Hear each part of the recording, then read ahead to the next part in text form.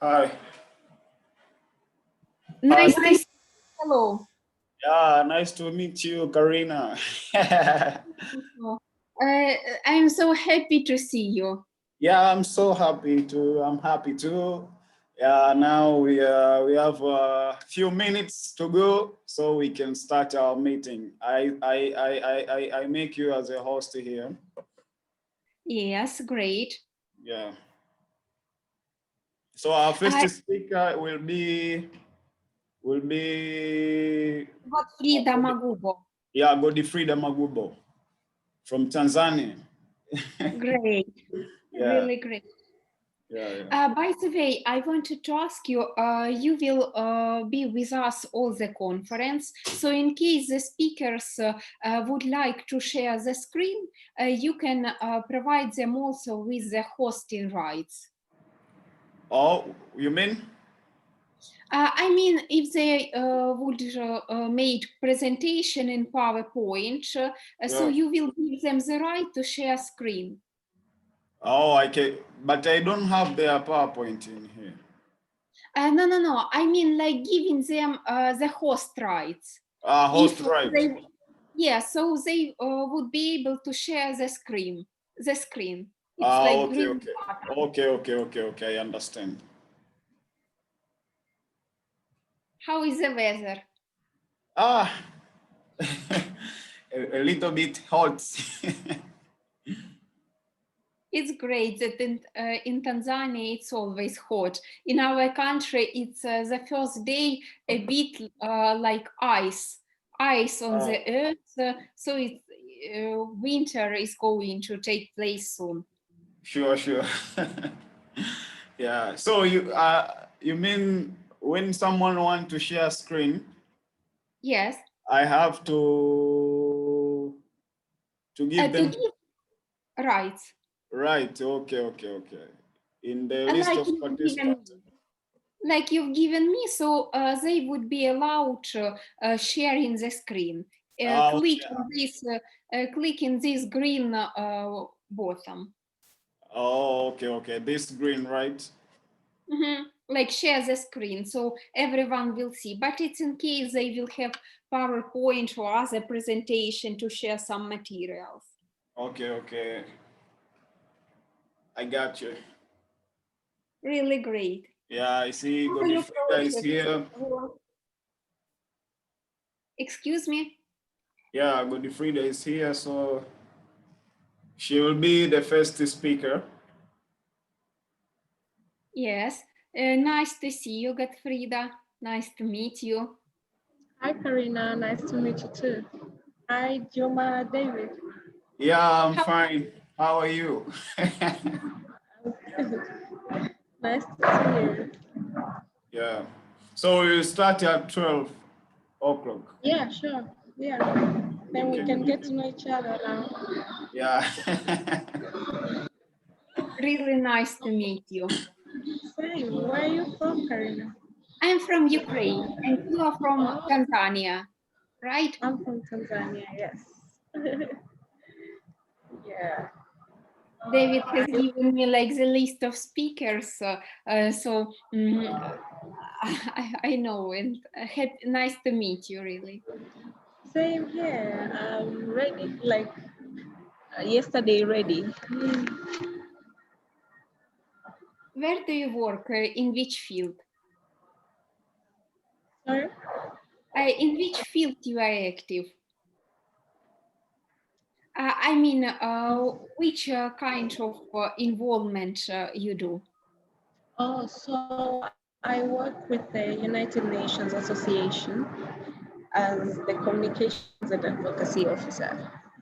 Oh, great. So yeah, so we deal with making the SDGs come into a reality, and we mostly work with young people, pushing agendas through the government. We also work with some sectors in the government. Yeah, like right now, I just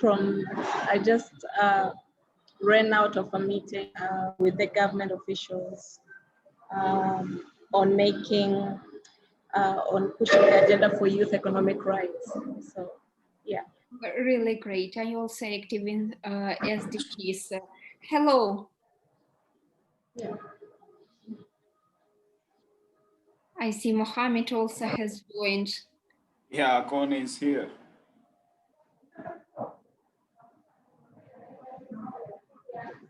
Hello to Chrisma Bayo.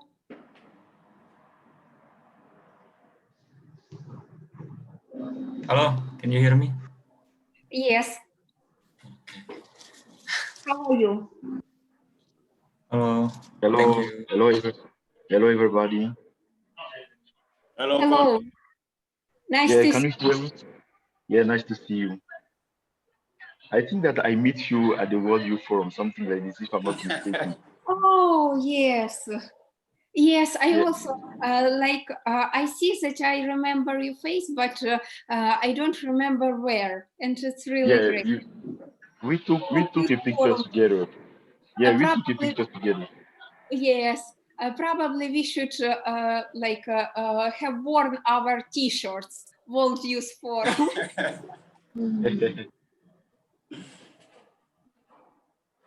Hello. Hello, good morning.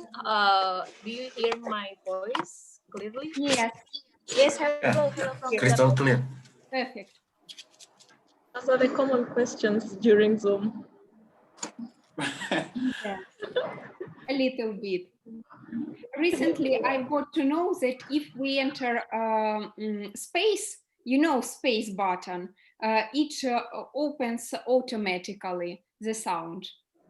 And it was like a discovery for me. My professor said, in order for students not to think a lot where they're trying to switch on the sound button, just better click space, not to think, just answer on time. Okay, we can start now. I think we are Yes. on time.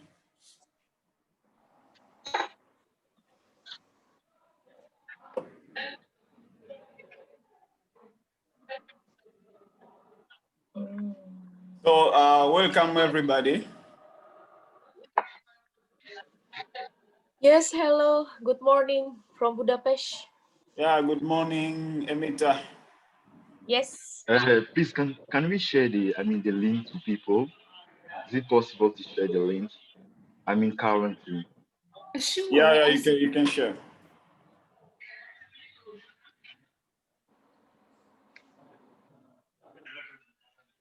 Okay, good afternoon from Tanzania. This is Youth Development Organization, and this is YDO International Conference on Sustainable Peace. My name is Juma David, and I am a founder, but also I'm a chairperson of Youth Development Organization. So we are looking forward to have a nice event. We can share different ideas to different youth leaders around the globe. We believe that peace is the best thing that can help us to achieve all sustainable development goals. If we have violence and the other thing, we can't stick on doing different projects that can help us to sustain our communities. So welcome Ms. Karina Radichenko from Ukraine. She is our moderator for the event today. And thank you for the all participants who joined in this virtual conference. All the best to the speakers and the other participants. Thank you. Thank you so much. I welcome everyone. It's my deep pleasure to act today, not only as a speaker, but also as a moderator. I would like to thank David for this wonderful event, for this wonderful idea to unite our voices from different corners of the globe in order to share our ideas on how to reach peace globally, as well as on the local levels of our communities. I am the youth delegate to the Council of Europe, and also, as I'm from the region quite heavily affected by war, even now where I am now, approximately 80 kilometers away from my home, there is a front line. So people can hear shots, guns there. So I do really hope that we will here brainstorm the solution and our positive energy would disseminate.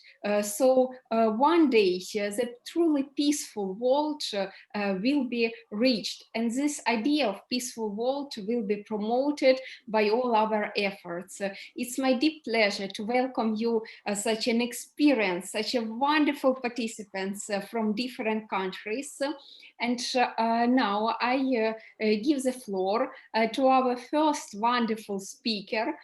She is Gottfrieda Magubo from Tanzania. As I know, she works for the United Nations associations focusing on SDGs, youth development. So Gottfrieda, thank you so much for joining. The floor is yours and we are listening to your experience, your vision and ideas. Thank you, Karina, and thank you to my fellow speakers and participants. From Tanzania, it's good afternoon. Yeah.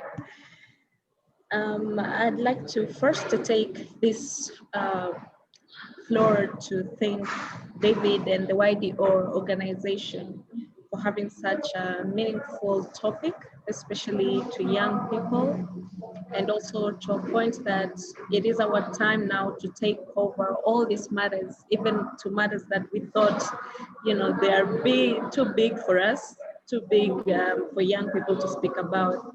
But in real sense, we are to take on and to wear those boots and keep marching.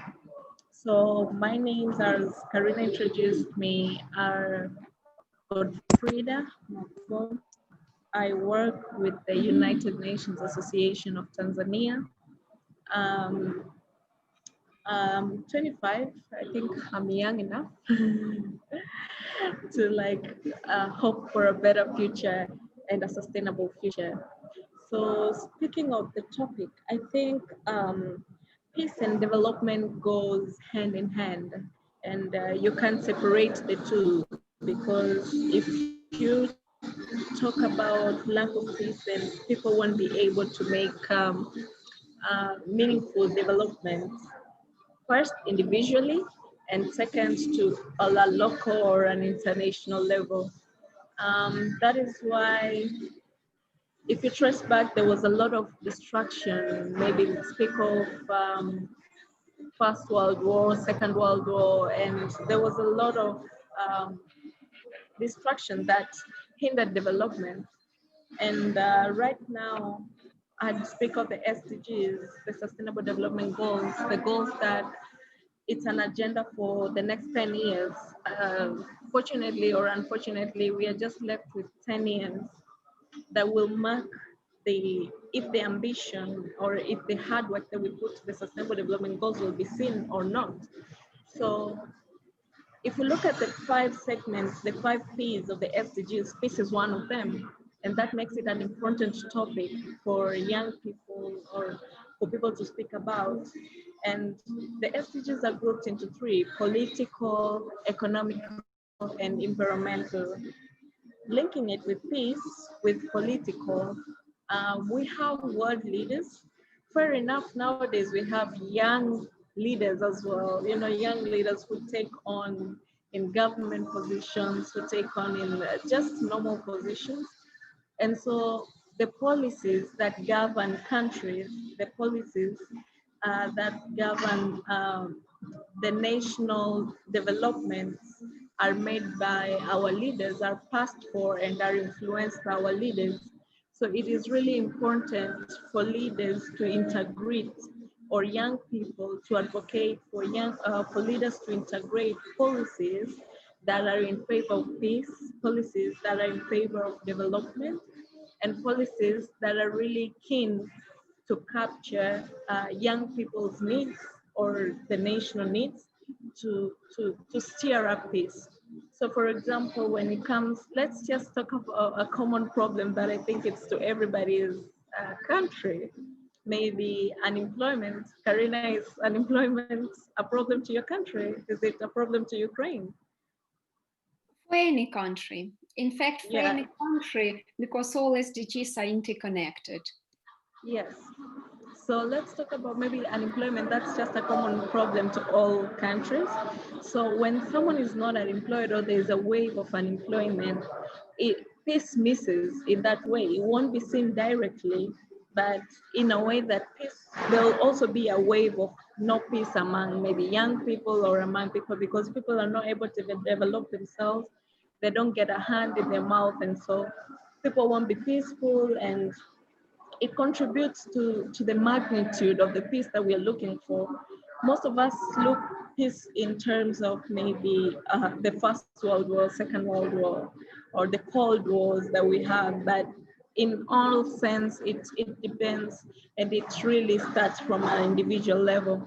So I think politically, when it comes to grouping the SDGs as they are interconnected, speak about goal 16, peace and peace, security, and strong institutions, peace, justice, and strong institutions, talk about goal 17, partnership, talk about the climate, talk about gender equality. It all are interconnected and are really connected to peace in one way or another.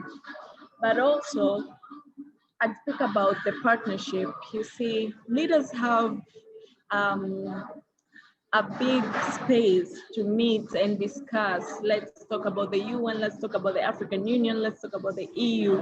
Have a wider space to sit down and talk and discuss of matters that concern their countries. And in this way, they could form partnerships that could really integrate and come up with better ways and solutions to solve conflicts in the world. Like, as you know, there are many types of conflicts. So this would be one means to make them integrate what they have done, learn from each other, exchange programs, but also for young people to learn from such forums like the youth forums David represented us. So in this way, they are able to integrate all these policies and learn from one another, and success stories of how they managed to do this and that in one way or another. So in my line, I would comment on that for now. Yeah, thank you, Karina. I hope I kept time.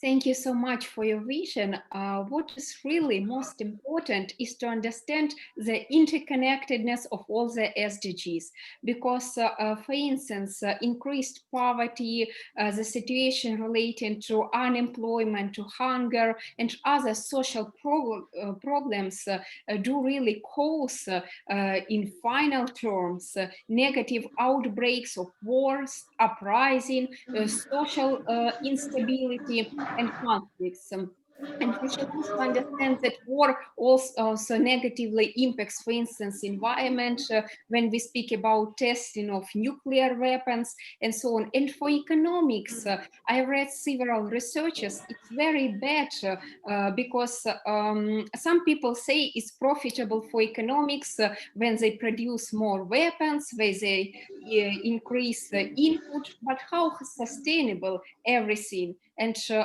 in final terms, all countries lose from war. So we shall determine win-to-win strategies. And we will further continue discussion with Gottfrieda. After our next speaker and other speakers will also share his and her ideas. I invite to the floor Emita Karina Sebayan from Indonesia, but as I understood, you are currently located in Budapest. Could you please tell us in what fields you are active, what do you do, and how we can relate all your vision to global peace? Good morning, everyone. I hope everyone can hear me clearly. Yes? Okay. Yeah, I'm in Budapest right now. It's been like a tough year for all of us, of course, because of these corona things. And yeah, we are working from home as well. Actually, I had really nice experience about the sustainable peace before when I was living in North Korea. So I want to share about it. How actually the first thing that in my mind when Jeffan is invited me to this conference, it's the one thing that I remember, it's the sustainable peace actually it's already made it when the North Korea and South Korea made a peace in DMZ location, as you know, the DMZ, because it was the time they don't use conventional to pursue to control the war in their area at the time. So I remember in 2018, I was still there. I was living in North Korea for 2 years. And yeah, as Karina also has the same experience, so many things, nuclear are going on every night. The electricity is not stable. And then so many human security in there, like fault property, so many people are suffering in that time. But there a period that the Kim Jong-un made some statement that really clear at the time. It was 2018 when there is Korean Olympic Winter Games. It's actually totally changed about how the both of them, the conflict between North and South, it's getting more in the peaceful way. So it was, if you remember, North Korea took a part in Olympic Winter Game. It was they sent so many people to go to South Korea in peacefully, and as the return, the South Korea also sent a K-pop band for the first time. It was held there to get. They now approaching the conflict not to be really like in the old type, like how they can use this matter. I mean, the Korean War is now it's to go more to dialogue, and then they involve so many people. Like it's also for Indonesia, ASEAN as well. They put us as the important part for the dialogue. And then they ask Sweden as the U.S. representative in that conflict. So in my opinion, I think the world now has changed to be not really pursue the conflict to do the in conventional way. So I really hope in all of the part of it in the world that the sustainable peace can be reached not only by the dialogue, by the people itself can be impact, or we can be one of the reason the war is not going to be happen in this kind of world. So I think the best thing what we can do now as a young people, young generation in this kind of time, in the top of the year, we have to know we are in our role to make the better place for this world. We are the role now, like we are the generation that need to be strong. Like, you know, with this pandemic happened, so many people lost their job, so many poverty come, so many people are going crazy, and we need to stay sane for this matter, not only because of the world need us, because we are need the world to be our place in the future. I think that's of all that I can share about all of you here, and thank you so much for the chance, but I hope all of you are well in this kind of condition. Thank you. Thank you so much, Amita, for providing us insight of particular situation of the real conflict and how it could be resolved. Really, the sport diplomacy, the cultural diplomacy should exist, and it's very efficient way to resolve conflict and to achieve revitalization of the relationships between countries. The key problem is that the states themselves try to minimize this these contacts, and it's very negative impacts, because I believe that there are no conflicts that cannot be unresolved. Because if we speak Yes. also, one of the example, the conflict between Egypt and Israel, when we have had really serious differences, but still political will allowed them signing the Camp Agreement, Camp David Agreement, and finally the sustained peace, which lasts for several decades, although now has come. So it's very important to pay attention to the youth diplomacy, cultural diplomacy, sport, and other ways, non-conventional ways of achieving peace. Thank you so much for your points. Our next speaker is Krisma Widodo from Indonesia. It's a deep pleasure to have you with us. Hope you will also share your experience, your ideas to brainstorm our common solutions further. Thank you. The floor is yours. Can you hear me clearly? Yes. Yeah. Okay, thank you, Karina, and thank you, David, to hosting this conference. Is what we need right now, because we need a place for young generation or youth leader to gather and share their knowledge, especially in this difficult situation. And also, I'm aware that there are two Indonesian also. I'm Indonesian, by the way, but now I'm working in Tanzania. And maybe a little bit of what I do. I actively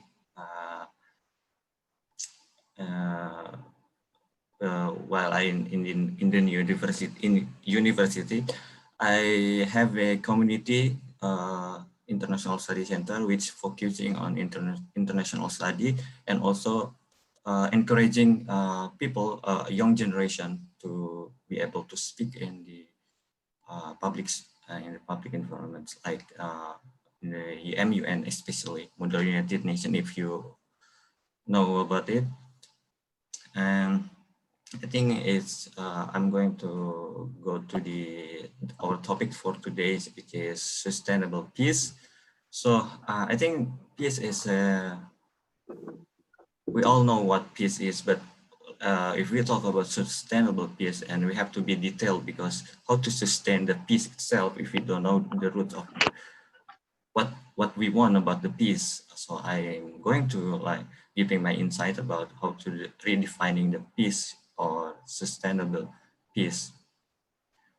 So peace is not about the symbol or only just a plain word. It's more than that. Peace is not a dove or a rainbow, as beautiful as they are, but if we think about this symbol, we think more about personal peace, meditation.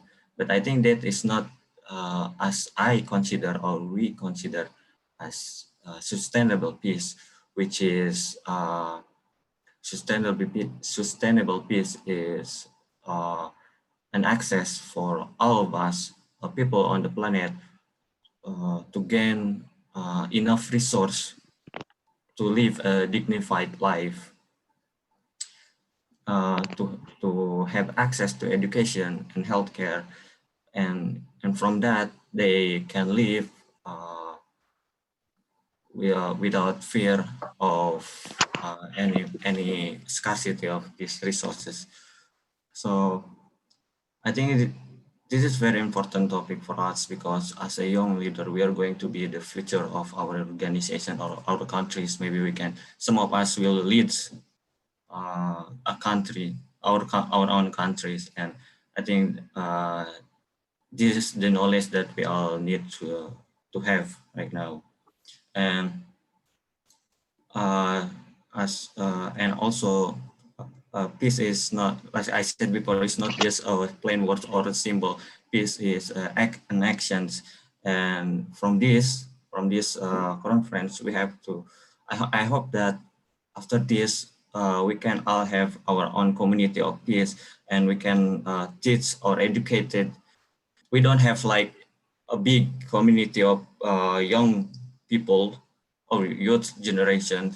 It's not have to be big, but as long as you have a small one, in your university, in your school, or in your environment, and in your surrounding, even that is only have 1 people, 2 people, that is not a problem, because if you give if you are educated 1 people, these people or he or she will educated other person, and so on and so forth, and that will be more that is a sustain, you can sustain the idea of peace itself. So by that, I have stories about my experience regarding how I build the knowledge in my surrounding, in my university. When I start to make my own community, the International Study Center in my university, it's very hard because my university is not, we don't have any major regarding international study or anything, or politics. We are business-based university. So people will talk about money, people will talk about business. Nobody talk about peace, or no, even peace, nobody talk about international. What is going on the other sides of the world? We only care about our own rooms. We don't know what outside of our own rooms. So it's very hard for me to gain more member of my community, but that is not the problem. What I believe is, if there is someone who can come to my class and I can give them my knowledge about the international study, the magnitude of what happens right now in the world, and people need to know, that will be no problem. Even for 1 person, I will come to the class and I will teach this. I will educate this person. That will be no problem. And I think that what we also do when we start a community, or we believe the idea is worth spreading, don't give up just because you don't have enough member. Even when it starts with 1 people, you have to keep continue. And I believe if what you campaigning is something that is worth, people will start to understand. And there is 1 more thing about I want to tell you. I think we have to change the idea of how we gain peace in this world. I'm aware that Godfrida, the first speaker, he said that we understand that we have so much history of violence, war, and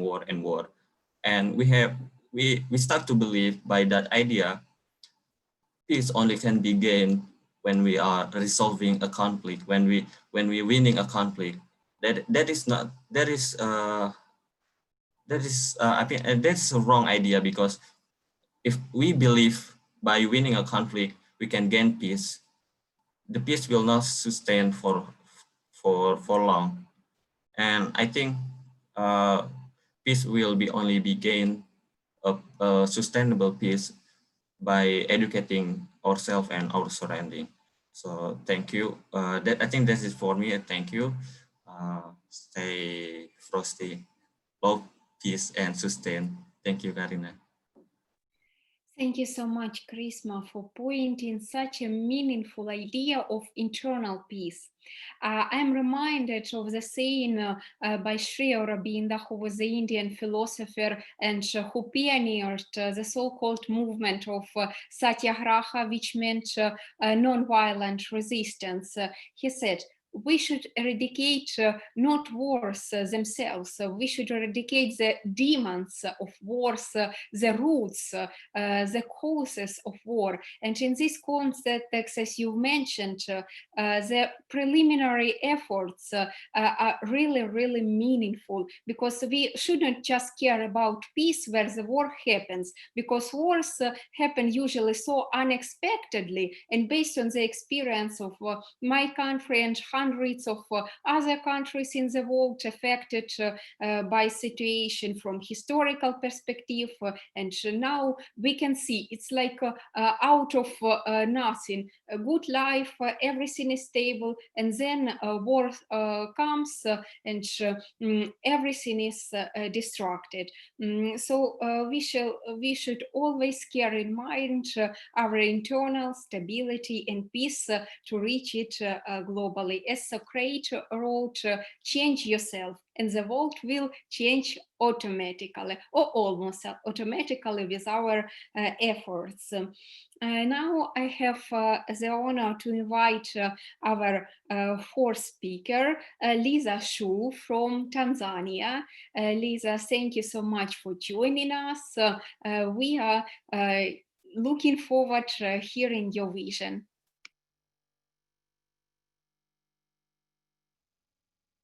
Thank you. I hope you can hear me. Yes, Okay. everything is great. Oh, thank you so very much. I would like to thank you for this opportunity. It's a privilege to be here. My name is Alisa Samuel. I am from Tanzania, and when I was meditating about sustainable peace, I came across a fact that peace is actually something that can be locational, something that can be bounded. I started analyzing that peace can start from very low level, from family, then community, then country to countries. And with all these levels, I've come to note that each one have a different requirement to ensure that peace is there. When we speak of sustainable peace, we speak of sacrifice. We speak of letting other people's needs come first. When we speak of peace, we speak of promoting human rights, equality, gender equality. We see mostly in Western countries that ladies or girls actually have been facing a lot of problems, human trafficking, violence, gender inequality that is been distorting the peace, their peace.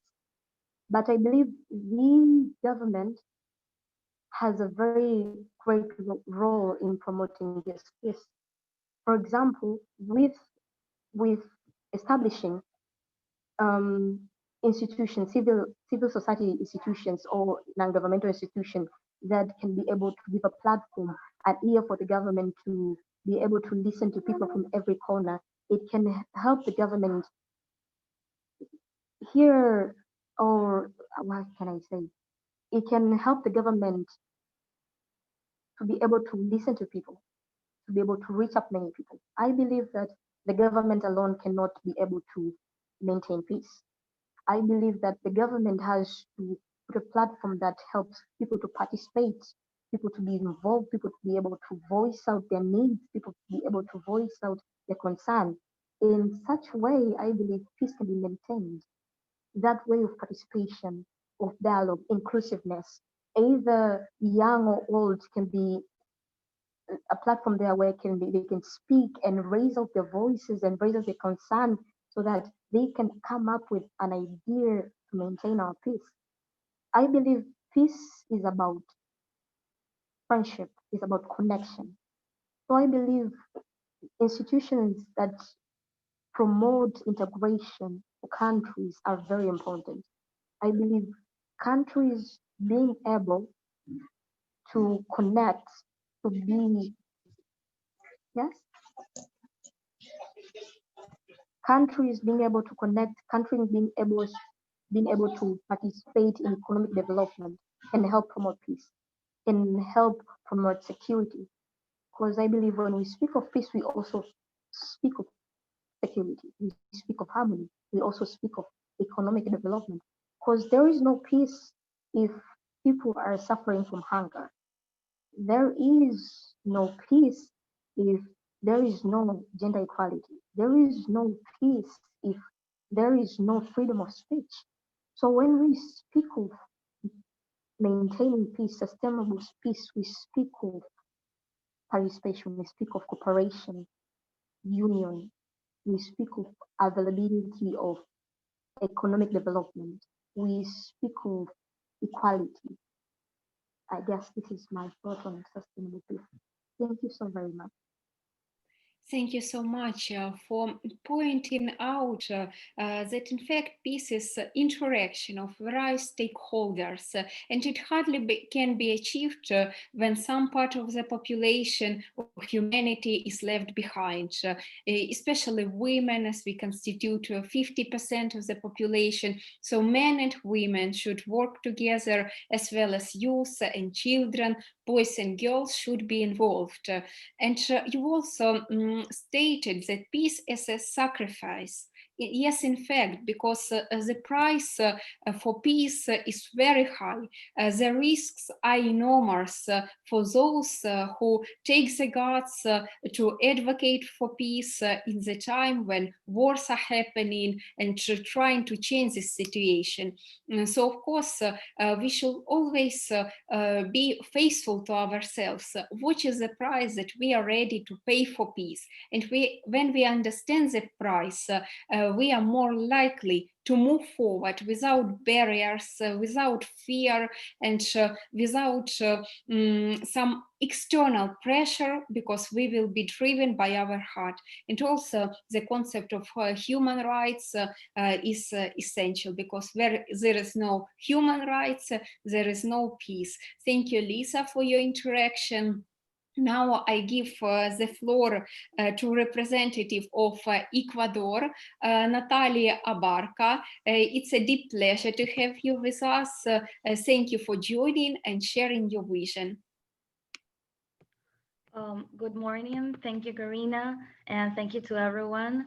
I really want to thank to Mr. Jimin for everyone who make it possible this event, and thank you for everyone to be here. Well, I'm Natalia Barca. I am 23 years old. I'm Ecuadorian, and I have some years working with young leaders, promoting and sharing real changes for agriculture sector with the global networking of youth politicians. Today I want to talk about the importance of the agriculture sector that talk according to the objective 2, that is zero hunger. Well, I think that the agriculture sector have been in only who wants not stop about the pandemic and is going through, like is the backbone of our economy and is why we have sought to transform and leave behind the traditional methods and how agriculture is practiced and perceived. The country agenda of a strategic to implement public policies that generate local solutions to generate a qualified good living and generate the change of productive metrics for agriculture sector.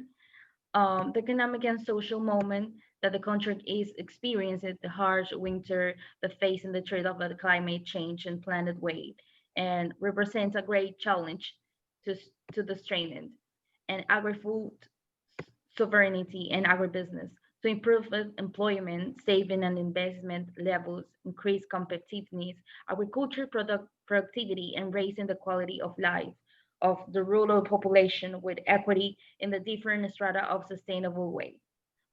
Well, that we are recognizing that ICT plays a fundamental role today to guarantee a sustainable, intelligent, and inclusive growth over agriculture. It was warrant to the focus on the multidisciplinary needs, innovate game plan, and change in economic game plan that need to research and gaining for the future and close it fertilize the two sectors that is the ICT and the agriculture. Okay, there is carried out in the fields that micro nanotechnology, communications, signal processing, remote sensing, big data, robots, and biosystems with the common objective of supporting the development of a post-generic improvement in agriculture and sustainable agriculture.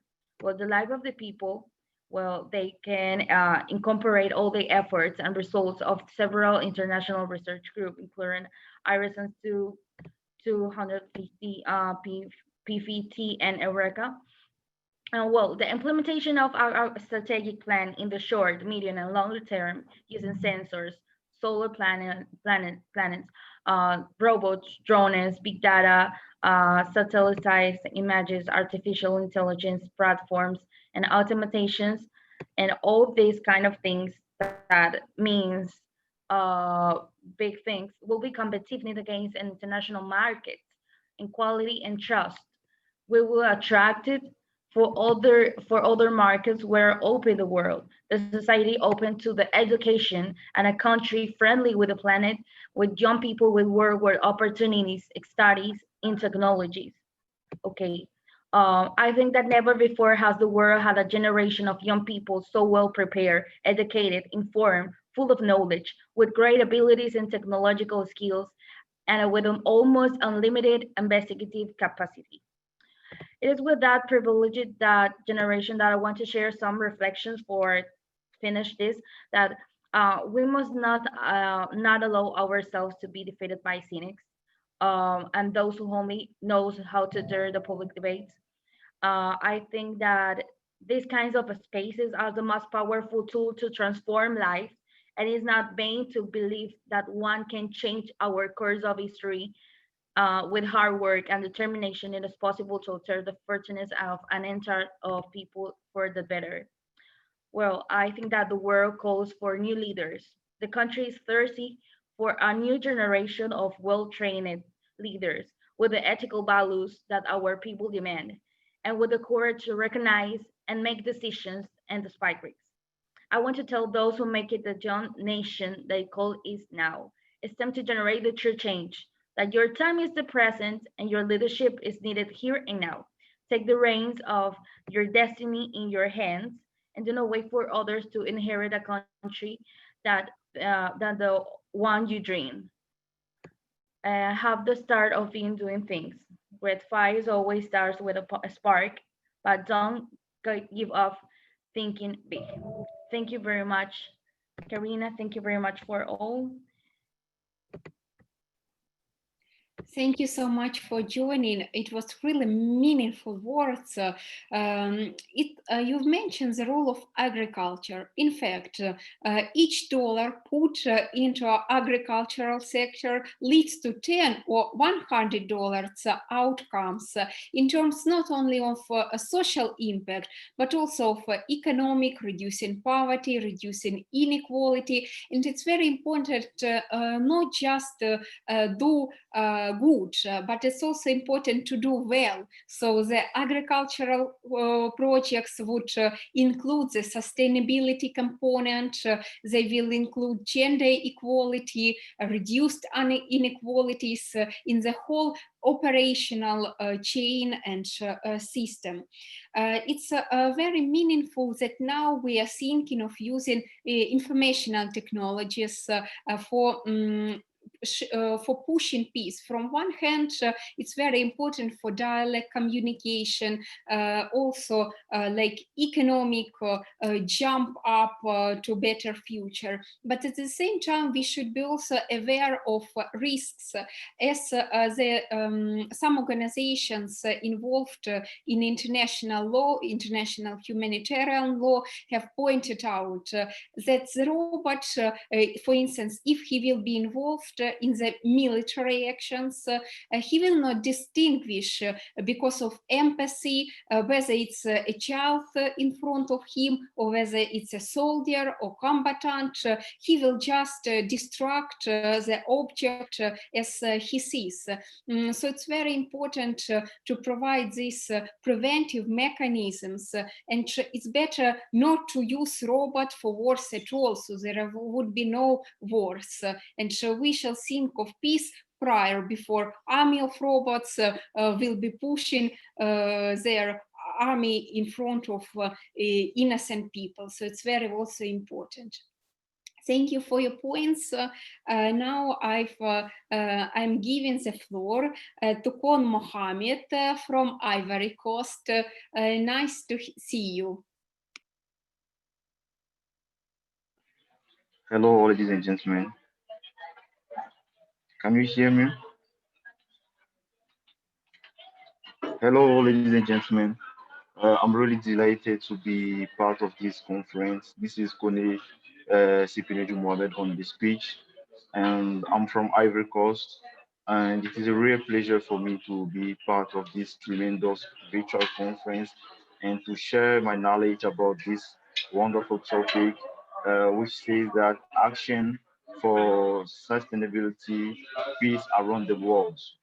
First of all, I think before keeping the ball rolling, I would like to, to define some keywords of the topic. I mean, peace and sustainable. What does peace mean? Peace is we have many definitions of peace, but I'm gonna talk about, the social sense of peace. In a social definition, we can say that peace is a lack of conflict, such as a freedom from fear of violence between individuals and groups. I'm gonna define the second word, which is sustainable. What does sustainable mean? It is something which is able to continue over a period of time. And now we are talking about peace around the world. So we should know that we cannot talk about peace, we cannot talk without conflict. When we mean peace, is also working with conflict because it's the contrary of the word. So when there's no peace, it means that there's a conflict. And I'm gonna give you some action or some causes of uh, conflict around the world, especially in Africa, because I'm in Africa. And some causes of this, conflict are, as Kofi Annan said, he said that we cannot have peace without security, and we cannot have security without sustainable development. So, what what are some causes of conflict here in Africa? We have some inequality between tribes, because I can give a right example as in Rwanda in 1994, because at that time there was a conflict between Tutsi and Hutu. So at that time, these two tribes were fighting because of inequality. And also, one of the causes of the conflict is we have intercommunal violence, tribalism. This is, we can list as in Guinea, in Africa, West Africa. There was a kind of tribalism between people. One of the causes of conflict, war around the world in Africa, especially in Africa, we have post-electoral violence. It means that our leaders are not well organized, because after election, most of the time we have war, because one part does not want to leave the power to give to another one. And this one has been the case of here in my country. And I can list also human security. Human security. This is one of the main causes of conflict here in Africa. Human security. The population are not well securized, because it's like we don't have many, means. The government cannot put means to ensure the security of the population. We have one of the point of we have bad governance. Our leaders, they are not, good leaders. They are not these leaders that we used to see in the Western countries. And we have also conflict over natural resources, land, farmers, because I can take the example of Congo, I think that in Central Africa. And in Congo, their background is rich of gold and other things, but these natural resources means to a conflict with this country. And one of the causes also is human needs. human needs. For keeping peace around the world in Africa, I would like to give some solution. Some ideas as a youth leader. I think we youth, it is a right for us to promote, peace around the world. And for this, I'm gonna take that we should tackle climate change because there is climate change is also one of the causes of many conflicts because when we have, as I thought on that topic, when we have a lack of natural resources or lack of rain, we cannot produce some materials. Some food. Like it was the case in Sudan because the population was claiming right because the cost of bread was increased. So and we should also, I mean, uh, give as a recommendation they change our mindset because here in Africa we don't have, good mindset, and we do not think about what, or we do not think before, acting. So for that, I think we youth we should change our mindset and also the mindset of our leaders, and we should fix uh,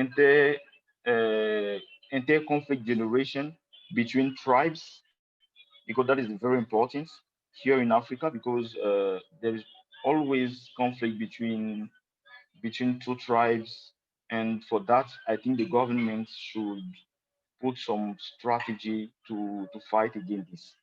And we should also fight against terrorism because here in Africa, we have some country like Mali.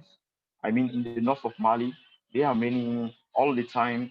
We can say there is some murderers who can kill some people, and this called some people were saying that it is uh, terrorism. So I think we should fight against this fact. We should also ban the fact of the sale of gun or weapons, because if there is a conflict around the world, I think one of the main causes is because we have, Western countries are selling some weapons to us and for some guns. So I think we should stop it. I'm not saying that to stop all, but we should reduce the way we're gonna sell this product because this product most of the time is to to fight. I mean, to promote war around the world, and for that, I think we should stop it and we should reduce it. And I think uh, the UN, the UN should put and commit a committed, a commission that we can to monitor a election in each country. Here in Africa, because most of the time when we have election here, there is not what you call democracy here in Africa. And most of the time after election, we can see some conflict between tribes or political parties. So I think for election in every country, UN should involve on that, election, so that to monitor and to see all the things gonna happen. And we should do an implementation of democracy in some countries because most of our leaders here in Africa, they can stay into power for 30 years old. 30 years, I think this is not good at all because I think we should leave the power after 2 months. So why should we keep the power for long time? And this one we should is not a kind of democracy, and this should they can put can be one of the causes of conflict. So for that, I think UN should give some solution about it. And about human security. This is also, we should promote human security, because there are some countries that the rights of, I mean, for women are not really taken into account. And for that, I think we should also take care of that point. This was a short idea that I wanted to share with you, and I hope that you enjoy it. And if you have some question, you can ask me. I will be pleased to reply to your question. I hope that my idea is welcome. Thank you very much for giving me the floor.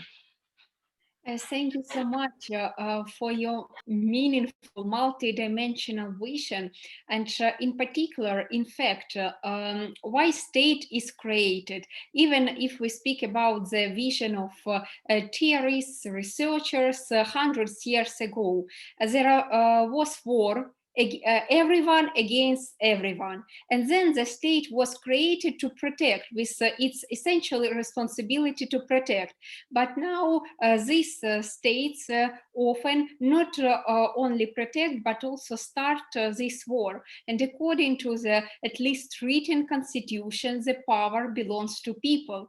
So I think it's quite naturally that prior to entering war, a special referendum should be. The people should be asked whether they want war, without propaganda, without fake news, just like they elect their representatives to the parliament. It's very meaningful. You also highlighted very pressing problem of terrorism. But in fact, terrorism can also occur in those places where we have the kind of marginalization of society, when human rights are not fully recognized. So it's very important to provide comprehensive solution, not just like iceberg. We have not just the top of this iceberg should be cut, but also its founding basis. Thank you so much for your points. Now I give the floor to Ezra Shirley from Indonesia. Ezra Margaret, thank you so much for joining. Hello, good afternoon, everyone. I'm so excited about this conference, and first of all, I would like to say thank you for David as a host of this conference, and also I would like to say thank you for Karina for your guidance to this conference, and also thank you for Zefan that invited me to join this conference.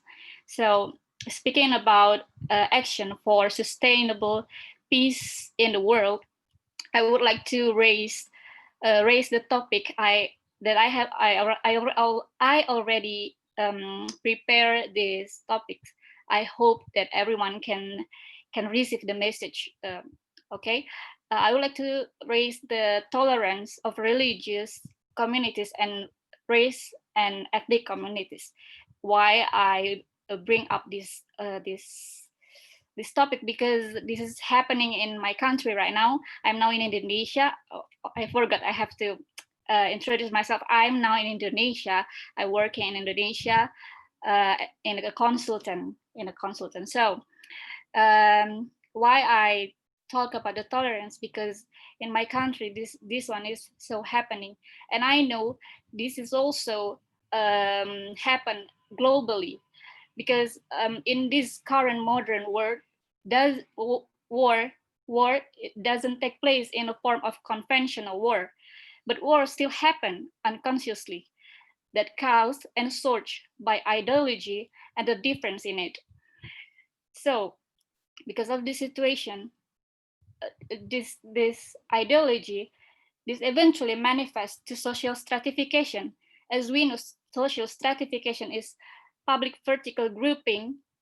It's a condition when one group of people does have power over another group of people, such as religious, ethnic, or race stratification. In this social stratification, they instill a systematic concept which is used as a basis of their opinion, and it's transformed as the way of thinking of its group. So because of this value, it's affect to another level. It's affect to social friction, and oftenly religion and ethnics is oftentimes used for a political interest. We know that it happened in America, it happened in France, it also happened in our country. So that's why this happened because of political power interests, whether domestic, national, or international politics. And in the end, it created social friction in society and affect stability and continuity of sustainable peace in coexistence in a through generation to next generation. So this is why I speak about this matter, because I'm so excited about you guys' thoughts, because like I already hear Lisa, Muhammad, and also Krishna talking about education and everything. It's related to this topic also. So, and who is expected to play a role in resolving the situation? It is us, obviously. It is us. We are the young generation, and we are the millennials because we live in this digital era, right? And yeah, we must take like real action for this matter. And the role of young people is urgently needed because because we master all digital platform, right? We can take an action in the smallest scale through our social media, through our Facebook, through our Instagram, and anything. We have all of them, and share the message and campaign, not only to promote ourselves or popularity. We can use our social media to promoting peace, to promoting peace for everyone in our circle first, and our neighborhood, because if we want to change the world, we have to change ourselves. We have to change our circle. That's why I'm talking about this, because I know, because peace, this kind of war, this ideology war, it's affected all of us globally. So we can use our social media to send message. What it is. I have 4 points. I have 4 points that I already prepared. I hope you guys can understand. Things we can share through our social media is tolerance and multicultural education. Because in Indonesia, we have more than 1,000 ethnics. And Japanese is the largest ethnic group in Indonesia. It's like 40% of the total population.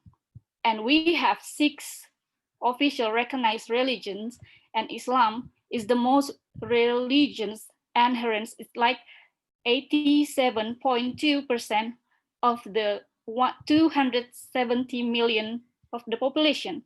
Indonesia has been overcome differences, but somehow we still face conflict. Somehow we still have conflict between religions community, between ethnic community. And it's oftenly when the election, it's happened every time, it's happening everywhere. When election, they always have problem with religion and ethnics. So that's why this has happened. I think it's because the lack of education. That's what the Krishna said, because it's the lack of education about multicultural, the value and the concept in the family that pass down through to the generation. They give us the value, the concept that you are the best race in this world. That's why that make us conflict to each other. We can bring peace to each other. So this is the problem, and we have to campaign. We have to share to other. We need to bring tolerance each other, because we live in the same world. We live together in diversity. That's why this is the most important, I think. And then we can live peacefully, because peace is an investment for tomorrow. We know that. And then I have the second one. What we have to share in a social media is respect, social norms, and value. Being tolerant is being respect of other opinion, value, or beliefs. I have I have heard the quotes from John F. Kennedy. He said tolerance implies no lack of commitment to one's own beliefs. Rather, it condemns the oppression or persecution of others. So this quote is very good for this situation.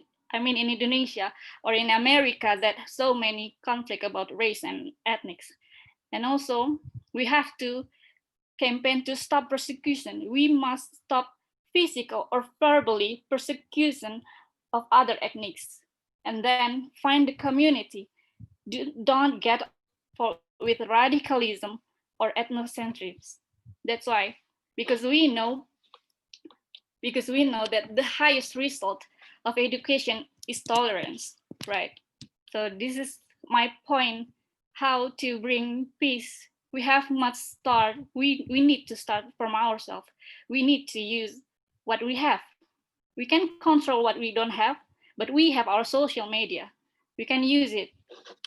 So that's my opinion. So thank you, Karina. Thank you for all of us that join, and I hope this is good for us. Thank you. Thank you, Ezra, for such wonderful contribution. You've pointed out on several important points, also that war doesn't only happen physically when there are gunshots, bombing, and so on. There is also informational wars, there are propaganda, fake news, and I'm reminded of the case of South Sudan when in 2015, according to the United Nations Secretary General, the act of genocide has happened because of the fake news, when some fake news leaked and people said that the leader of some party was killed, and it caused negative reactions, tensions, and killings of numerous people. Though we live in the 21st century, which was supposed to be the era of humanity, prosperity, and tolerance. So we should also start with ourselves, and here religions should help us instead of being used as a tool of war, because all the religions of the world emphasize that God has created humanity, that God has created us to live in love, brotherhood, to cultivate our spiritual values, which is very, very meaningful. So we should work together, and thank you for mentioning such very simple steps that each of us can follow to promote peace in social media, anywhere when we communicate with people. Now I'm also interested in starting in developing this point because really diversity is the richness of our planet. If the universe wanted us to be alone, to live alone, it would just create one race or one ration. But it's like the garden full of flowers. The more flowers we have, the more rich we are. And we should never underestimate our diversity. So the discrimination on any basis, such as skin color, sex, nationality, religion, should not exist anymore. It's just time to stop it, absolutely, because we are intellectuals, we are thinkers, we are practitioners, leaders from different fields. And of course, peace always starts with dialogue, as was mentioned also today, in different forms, from different perspectives, and in terms of different SDGs. So using this opportunity, I would like also to invite all of you to join one of my projects. It's 100 Words for Peace. Thank you, David. We have the chance to be the partner of this event. So it's a really deep pleasure for our team. In fact, what we do, we collect opinions of people from different corners of the world on what does peace means for them, just in the format of 100 words. Very simple. And how to reach it globally. We have already received messages from people from more than 100 countries. It's very impressive that despite our different backgrounds, different visions, ideas, peace is a priority for everyone, because without peace there is no happiness, no stability, and no humanity. If someone would occasionally push the nuclear button, there would be no humanity at all, no environmental problems, but also not us. So I am inviting you just now to spend 1 minute of your time to enter our Facebook page, 100 Words for Peace, and share what you have said today in just 100 words. How to reach peace and what does peace means. It's also essential because when, for instance, we come to any other country, yes, our personal experience vary from what we have read in Wikipedia, in Google, and in other sources, because we have seen these people through our own eyes, and we can feel their worries and hopes, their conditions of living also. So like our enemy, which we supposed to think is like an enemy country or warring country, or country involved into certain armed conflicts, cease to become an enemy. It's our like another member, wonderful member of our big human family. So don't misuse this opportunity to judge not by media, but by your personal heart, because your heart will never be wrong when you see a person and communicate with them. And it's very important also to ask a question: what would you do in the same situation if you have the same challenges this person faced? See, I'm enormously thankful that all of us today have pointed out different ideas, and they created the mosaics, like a plan, aspects of a universal peace that we can reach together. We also have last but not the least speaker, who I think has already joined us, as I hope, Susanna William from Tanzania. No, probably she's not with us. Hope that she will still join us later. And now we can move to the discussion session, to questions and answers, because it's very important also to develop what you have said and how do you feel. First, whether you have some questions to other participants, please feel free to raise them now, if there are someone.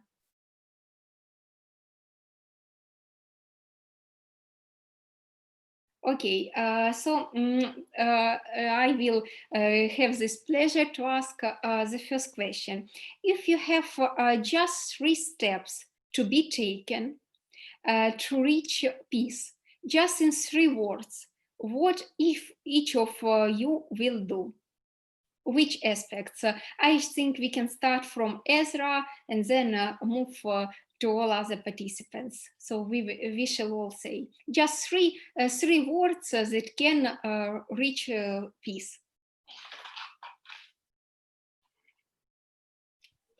Okay, 3 words to reach peace. I think tolerance, education, and what else? Tolerance, education, and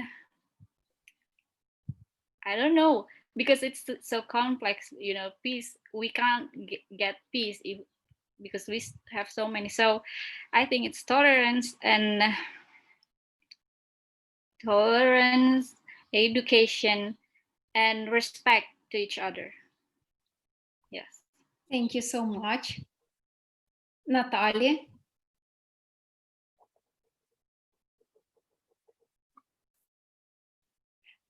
Just your 3 words to reach peace from your conversation. Well, for me, I think that could be for peace, education, um, mm,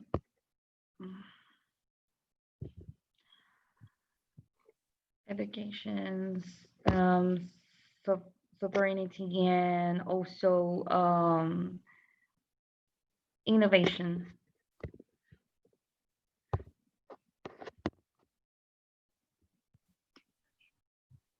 Thank you so much.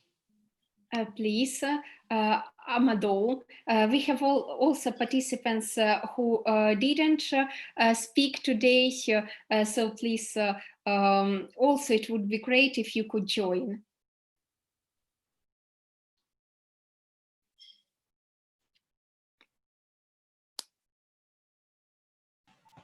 Okay, Karina, I think I have my own 3 words for all of you. Maybe it's one of the point is very important. That's why I think a lot of people will think about these words, which is education, or simply the knowledge that we have to, we have to understand about peace. And the second one is community and people.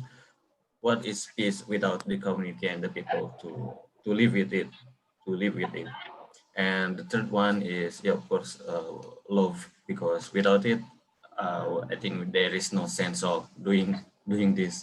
We have to love our world, and that's why we campaigning on it. I think that's for me. Thank you so much for your vision. Currently, Susanna William from Tanzania has also joined us.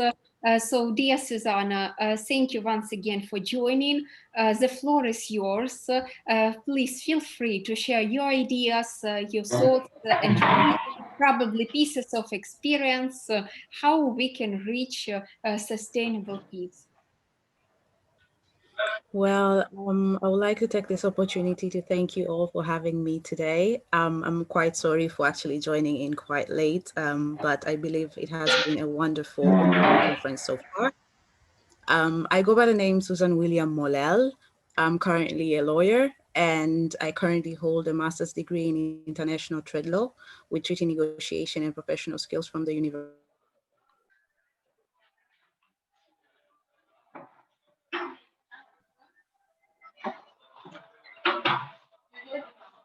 Probably we have some I problems. think there's a matter of connection. Please. Can I give my word from peace? Sure. I think the 3 words that I got is communication, human rights, and reconciliation. I think these 3 words for me is the basis one, because without communication we cannot do anything, and we should also respect the human rights, because we should respect our rights. Also, we should, as one of the speakers said, we should promote tolerance. So I think that these 3 words are enough for me to talk about peace. Yes, it's very, very meaningful. Communication, human rights, education. And it's not by chance that all of us, almost all of us, and I am also looking forward to getting feedback on these 3 words from other participants. But as of now, we have mentioned education, because in fact this sustainable goal 4 can lead to the magic in all other fields and can be a trigger for all other goals, because if we have not equal access to education, if we have to pay unaffordable prices for education, so we are getting inequality, we are getting poverty, we are getting economic instability, war wars also, because all human beings want to be happy. It's our instinct, it's our natural desire as a part of natural world. It's inside of us, regardless of the level of our intellectual development and so on. And if we can get happiness through other ways, not conquering other countries and not like trying to dominate ourselves, our egoistic ambitions, through trying to discriminate someone in this world, we will get both happiness, stability, and peace as an outcome. I hope that Susanna would be able to rejoin the discussion, but now I'm moving to Lisa, Amita, and Amadou Maiga, who also joined us, and also all the participants. Feel free to switch on the sound and to say your words. It would be really meaningful. Thank you so very much. My 3 words for peace is, I believe open-mindedness is very important. In the world of globalization where we are interacting, we need to be open. One of Ezra spoke of religion and ethics. Without open-mindedness, it blocks us from getting able to reach more people, to understand people. And at the end of the day, we can't really reach peace, get sustainable peace without having open-mindedness. But also flexibility to change. The world is changing right now. It is with technology, there is overnight changes. And we need to be flexible to be able to cope with what is coming up, with what is changing, so that and know how with the changes what we can do to promote peace. But also I believe good governance is one of the things we also need to bear in mind, because without it we cannot have equality, without it we cannot have transparency, participation, which all of it leads to making sure that peace is maintained. Thank you. Absolutely. Thank you once again for your points. Really valuable and meaningful. Amita? Yes, it's really nice to hearing all of you, and let me to say hello for my friend Ezra, because he's my friend. Because we know each other before like 2 years ago, I think. It's actually, I just want to say about the problem in Indonesia right now. I know it's really huge matters now about the religion itself, and so many conflict now. Every election, we have that really, really, really bad situation in our political issue. But for the 3 words that I could take in my mind is probably responsible, first responsible, and 2 self-confidence. And the last thing is peace. For me, it's all about happiness. So because I see it as my opinion as a human being in this world, so we need to responsible for every action that we have to do in the world. Everything it's us. And of course, education is important, tolerance, but after all of us, if we know as a human we need to be responsible for every action, we can do all of those things that we have to in life. And that's all. And after all, if the peace already in our face, of course the happiness will be, we get it in every corner of the matters that we face. That's, I think, for me. Thank you. Absolutely. In fact, today we have answered so complicated questions, and each of the topic was complementary. Each of the raised questions couldn't exist without our personal cooperation, inter-country communication, and individual contribution on all the level. I'm also giving the floor to Amadou Maiga. Please tell us where are you from joining our discussion. You may just put on your audio.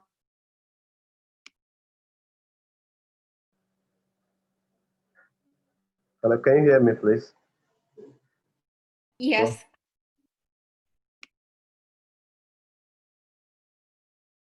Hello? We hear Hello? you very well. Good morning to you all. Okay, I'm Mega Amadou from Mali. I'm currently in Ghana. I'm about to complete a Master of Art in Conflict, Peace and Security in Accra at the Kofi Annan International Peacekeeping Training Center.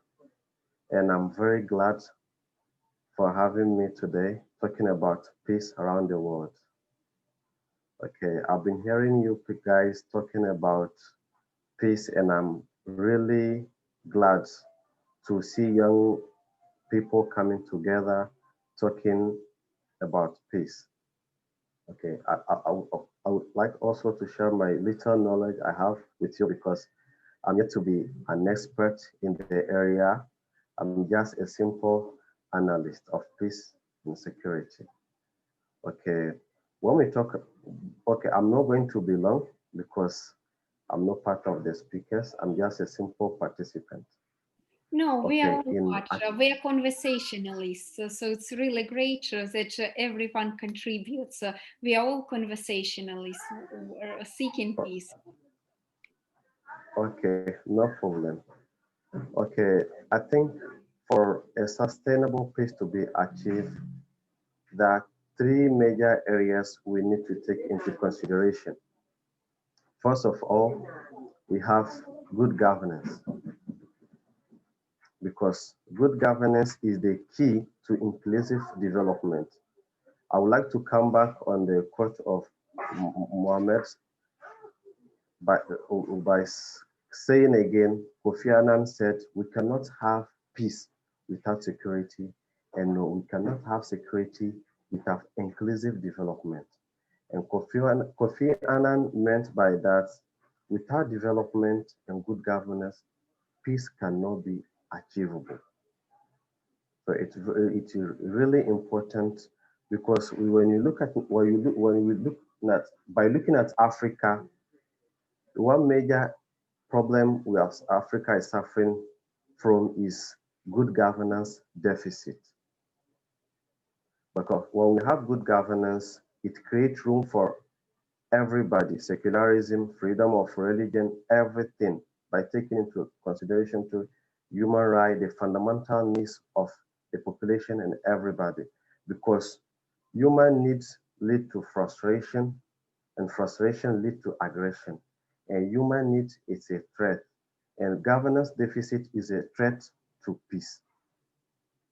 And people, communities have various perception of peace. When you go to the south, for instance, or okay, let's say when you take Mali, you go to the south and you ask people what is their perceptions about peace and security. You may have various ideas. Some people just tell you, to me, peace means to be able I don't want to be left behind. I want a country where I can vocalize my ideas without being oppressed, a country where the freedom of speech is not constrained, a country where a country where I have all the possibility to achieve my dreams. Because when people are in need, they become vulnerable. And when people are vulnerable, they are not led by their they are rather led by the instinct of survival rather than the common sense, the good sense they have. That's how come some people even join the terrorist group, and some people we have separatists. So let's take the. I'm just taking an example from Mali. The rebellion, the last insurgency we had in 2012. If you ask them, they will tell you there was a horizontal inequality in Mali. Horizontal inequality means that there is people, the resources of the country are not being used in the profit of everybody. Only the political elite, Those who have their family, they are the only one taking advantage of all the resources of the country. So we too, we need development. We need hospital. We want our children to go to school. It's only through, it's only by having all those facilities that one can have a peace of mind. Because when we talk about peace, we have two kinds of peace. We have negative peace, we have positive peace. Negative peace, which is the absence of physical violence, but negative or positive peace has to do with psychological. It's a state of mind. Some people will tell you that it's an ideal. It is not even achievable. By working towards this positive peace, people can have a certain level of contentment and everybody will be happy. And we need to know that it's always built positive peace, the kind of peace we want to achieve, like sustainable peace, is always built on negative peace. The priority should be stopping all form of physical violence by or this thing by consolidating democracy in our country and promoting good governance. And good governance has some principle. It may vary. Some countries, they have 8 principles. Some countries, like Western countries, they may have more than 8 principles, like accountability, just to name a few: accountability, transparency, and promoting human rights. So I do believe that peace, to achieve sustainable peace, we need good governance, inclusive development, and consolidated democracy. That's why UN is working tirelessly towards a new agenda, which is sustainable, the 70 sustainable goals development.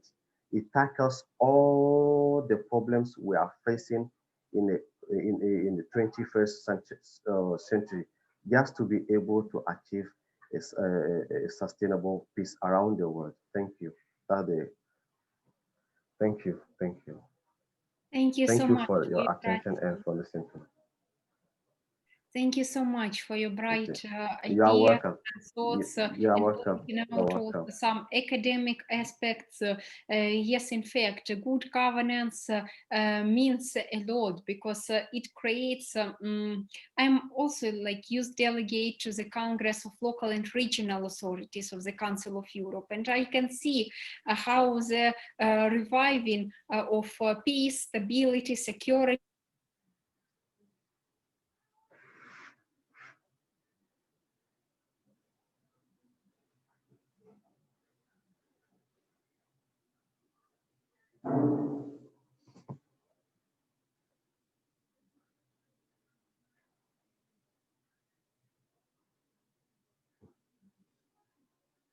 Hello?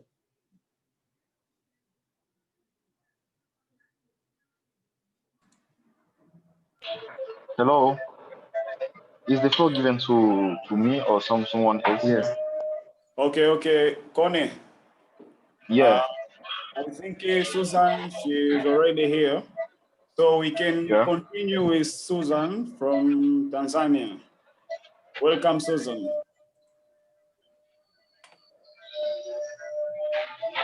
I think she left. No, already? Oh. Yeah, I got a notification that she left. Oh, okay. So we can continue. If anyone has any idea, we can wait for MS Karina and Susan so as to complete our conference.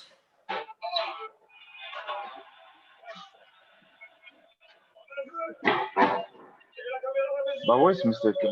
Karina? Is she around? Yeah? I'm not seeing it.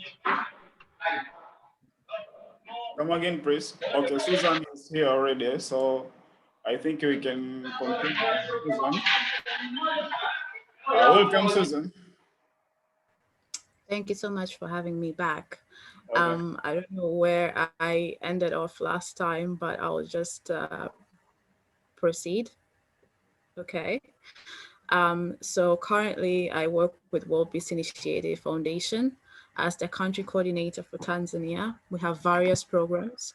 We have the online 42 self-development program where you'll be taught how to cultivate inner peace, because World Peace Initiative Foundation, as our initiative, we're trying to deal with the root of conflicts, which of course is us individuals or ourselves. If we lack inner peace, we'll be disrupting peace with other people or our peers or colleague, or if anybody comes to you with a negative thought, for instance, let's go strike or do anything that distorts the current state's peace, you'll be quickly able to fight against that thought if you're able or have self-control in terms of being able to control your own personal thoughts.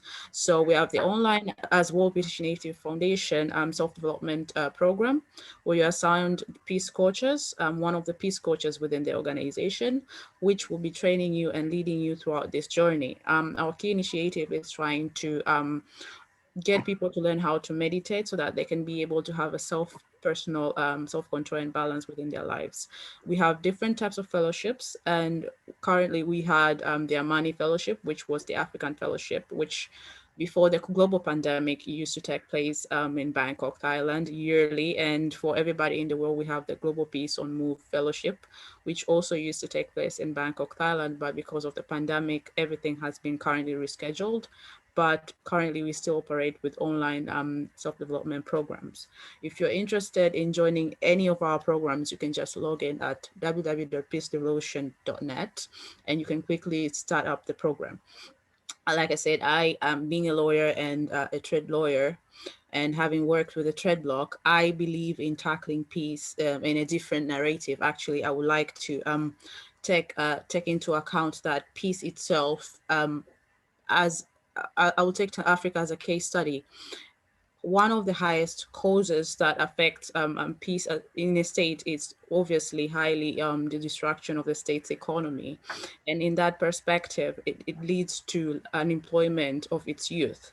And on that current narrative, it creates high dependence on foreign aid. And of course, if its youth are not employed, they'll be easily impacted with a lot of issues, or will be easy influenced to tackle or distort peace within a state.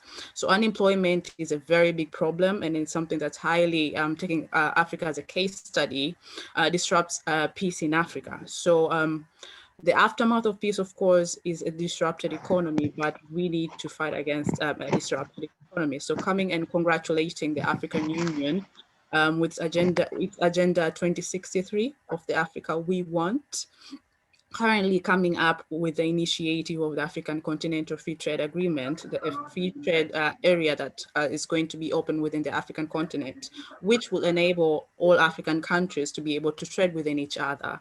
I see it as a great initiative that is created with the African Union to tackle peace, because it will solve a lot of political, a lot of economical problems that a lot of countries suffering in peace that are suffering.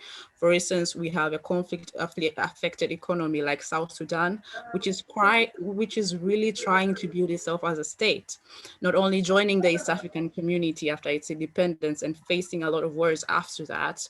Going forward, it currently cannot meet up with a lot of current commitments and contributions within the African Union, which has led a lot of its diplomats this current June being kicked out of participating in the African Union meetings. So we have conflict affected economies that are struggling to rebuild its economies.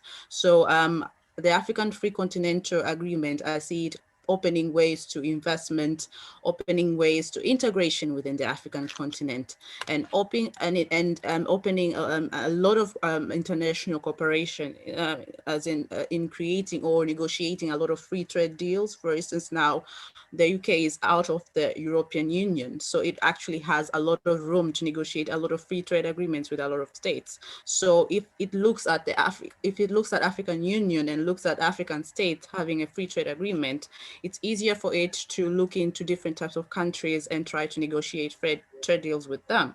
So going forward, Africa as a continent has a lot of resources, so we can fight and rebuild our economies, and we can fight peace being a challenge that is posing the growth of our economies. So if we are able to capitalize on our resources, for instance, like I mentioned, South Sudan itself is highly blessed with oil. So for instance, if it's able to negotiate or trade its oil even within Africa and benefit from this free trade agreement that's about to rise from January next year, it can be able to build itself as a state, and it can be able to create employment for its youth so that it can actually keep them employed, satisfied with the government, satisfied with leadership, so that they don't negotiate or engage in a lot of acts that disrupt peace and conflict within the state. So I see trade, I see trade as a great initiative to rebuild the African continent economy, and at the same time, keep its African youth from engaging in a lot of things that disrupt peace. Going forward, like my previous colleague who just was speaking earlier, he was saying that proper leadership is very essential to be in place in terms of fighting against and creating sustainable peace in the world. And if we have the proper leaders, for instance, now, of course, we are rising with the African Free Continental Trade Agreement, but for it to be successful, it needs proper leadership. It needs our governments, it needs our governments, and to influence citizens, it needs to act, it needs to be able to build a lot of international cooperation and act well for its people, so that it can create or open room for a lot of investors to swim in within that state, so that it creates a lot of employment. As we know, the youth are used as a key agent to disrupt peace. So if its youth are employed, satisfied with the life standards of the state, it's quite hard to easily influence them to distort peace. For instance, I will take my country into example. We recently had elections, so it's quite easy to influence the Tanzanian youth to fight or get in and disrupt the peace within the state. But because they're currently satisfied with the way of life, and it kind of keeps them away from engaging in a lot of things that disrupt peace. So if the citizens are happy, if the youth itself as the key agents are satisfied, it's quite a great initiative to keep us on our ground, to fight against and meet our goals. Of course, the UN Sustainable Development Goals, Agenda 2030, and attain peace in the world. And lastly, if it's African youth, we also take a step back and stop blaming our governments, stop blaming leaders, and actually try to get innovative. What if we create different types of initiatives that actually create employment for other people? So if we create our own personal employment and get to employ other people, we'll be able to keep also other African youth occupied, so that they can fight against engaging in a lot of things that disrupt peace within the state. Fight against joining riots or strikes or anything that would distort peace within the African continent and in the world at large. I believe Africa can attain peace, the world can attain peace. And lastly, before I go, I would like to end with the quote that is actually a Somalian proverb, which actually goes by, if we can't, us as personal people, solve our problems in peace, neither can we solve our problems in war. Thank you so much.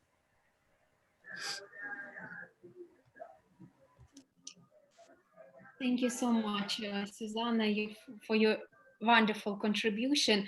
I was back a bit late after your start of the speech, but it was amazing because we shall focus on people. When people are happy, the country is happy, and the global community is happy, and vice versa. If we have some problems with employment, with level of living, because people cannot afford even basic medical services, social services, and others, of course, there will be reasons for further tensions, riots, and instability. country. And I believe that Africa has a bright future ahead also as a global power, because Africa has everything in terms of natural resources, wonderful people, bright minds, economic capacity, everything. And the key thing, what is also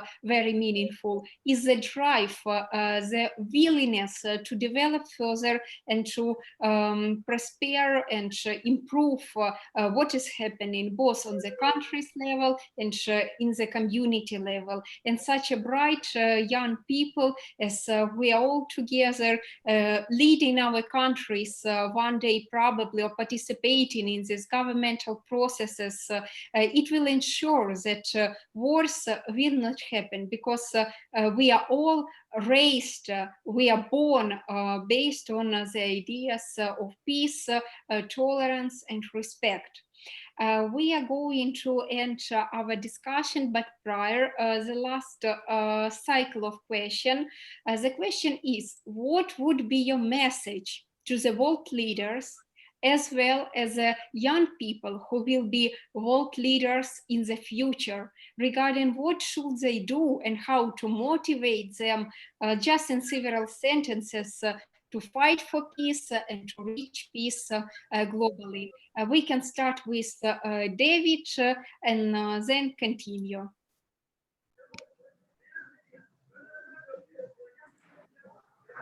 Okay, thank you, Karina. What I want to say is, first of all, we have to give education to the people, especially young generation. We have to give them education on the importance of peace, of having peace, because I believe that education is the only way to shape this this generation, especially young generation, so that they can understand and they can have enough knowledge on the issue that can interfere our peace. For example, in the issue of politics, politics can be the source of violence when there is bad mismanagement of election. For example, we see in many African countries there are a lot of violence. So people, they have to learn on how to be fair. For example, in the issue of election, if you can have a free and fair election, I believe there is no any violence that can happen in our communities. And also young people, they have to learn on how they can spread love to each other. That is all I want to say.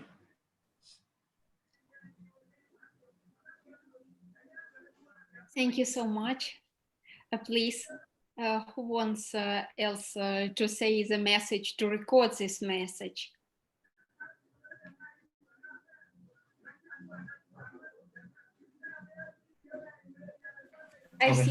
I see Amadou has switch on the sound, so please. It's me? Okay. So, and I hope that we now understand that the peace is not an instant goals. It's a long goals, but it's a process. So I think to achieve what the peace that we want, we cannot only rely on the governments, but also we have to rely.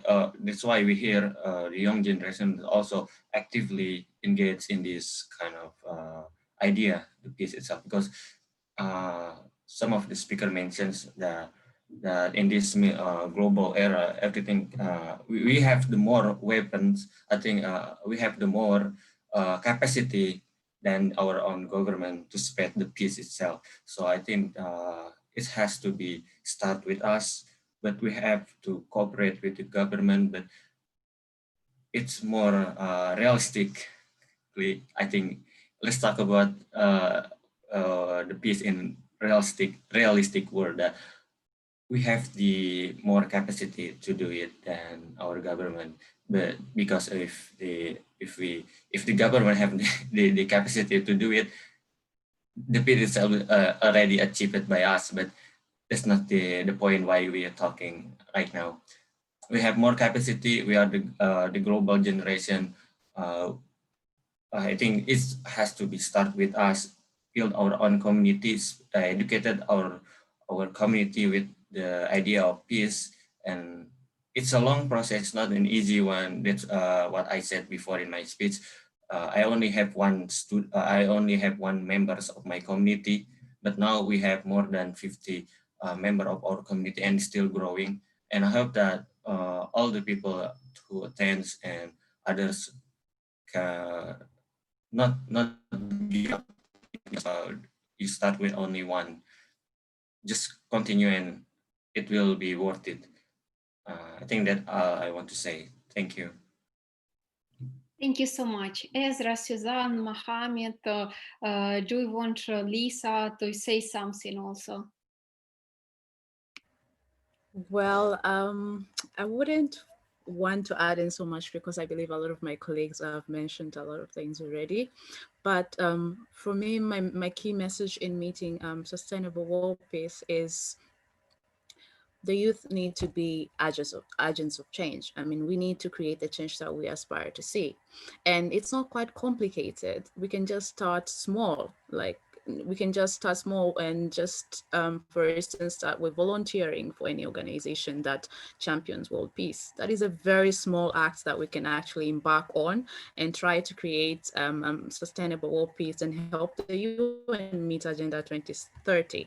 So we shouldn't lap ourselves with a lot of excuses and a lot of blames to the government. Of course, yes, our leaders are held accountable, but we can also take action and be agents of change. So volunteering is one of the great aspects of to get on board with the initiative. If you want to go forward, of course, you can actually launch your own initiative, create your own initiative, and create and be able to influence other people. And currently, if, for instance, if you feel volunteering is more of a harder route for you, you can also try to utilize social media.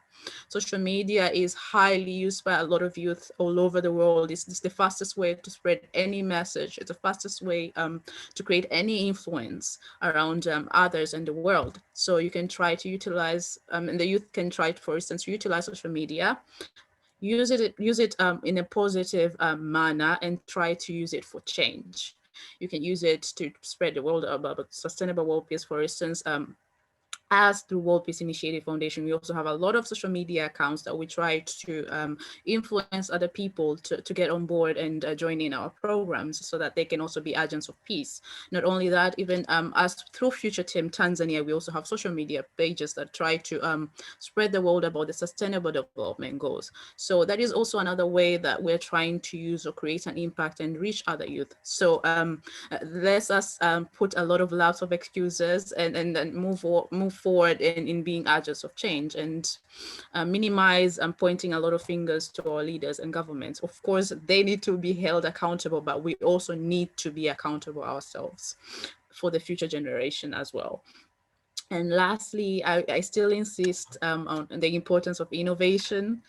Innovation is very essential. I'm not saying everybody has the capacity to be innovative, but I believe if more youth try to be innovative, we'll be able to create initiatives, ideas, projects that actually will be beneficial for other youth, and at the same time keep a lot of other youth very occupied and busy so that they don't engage in a lot of things that disrupt peace. So that's it for me. And yeah, thank you all so much.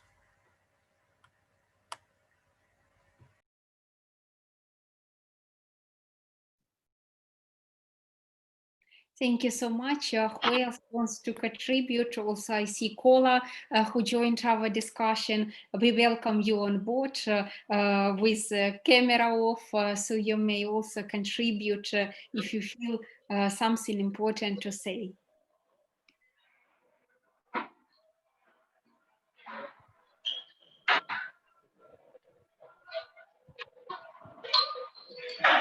As of now, Isra, Kola, Mohammed, who didn't point at the message, so please feel free to speak.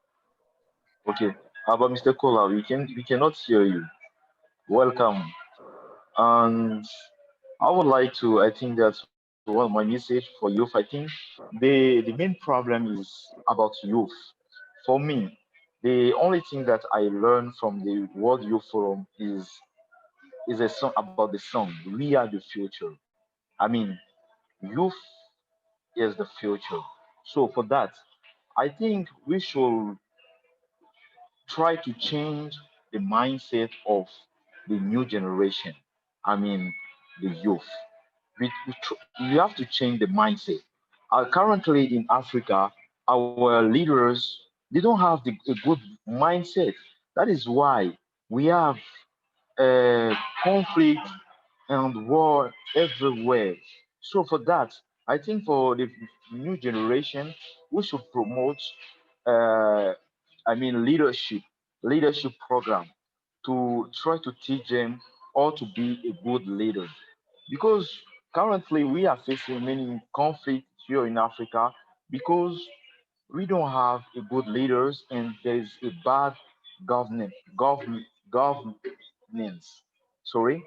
So for that, I think we should rather put this aspect on it.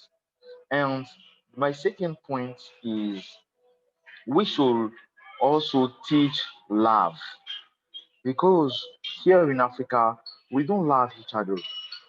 Most of the time when you see conflict between two tribes or two people, most of the time there is because there is not love. You cannot fight with your brother. To kill each other. I think for that, I think we should promote how can I call it, love, leadership, and also to try to change the mindset of the new generation.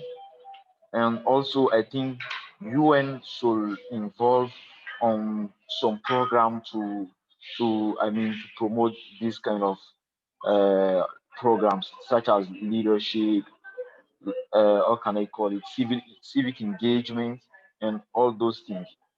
This is my idea about this topic. Thank you so much. I hope the world leaders would hear us.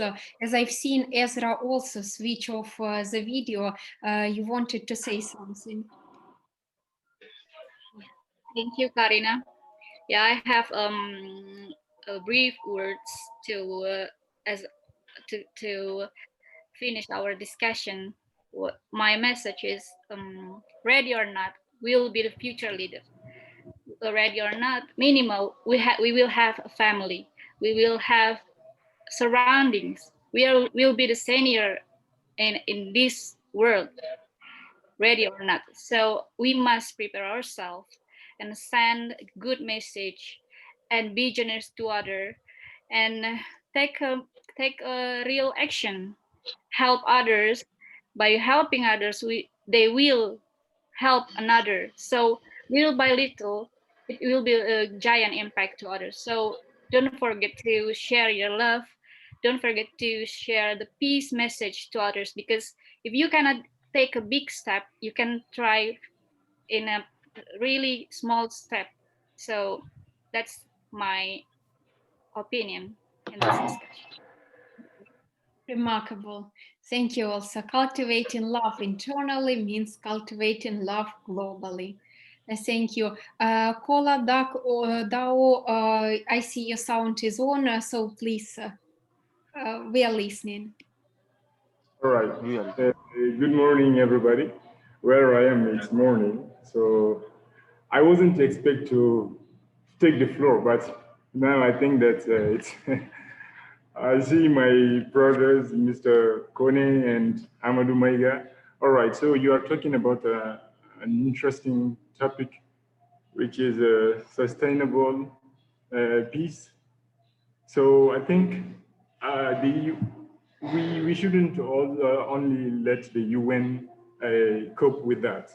We should also get involved, as one of you talked about it lately. So we should start small. We can engage in civic leadership.